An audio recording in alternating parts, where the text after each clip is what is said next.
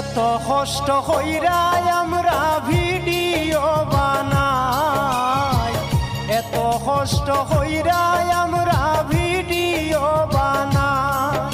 এগো এর পরে দর্শক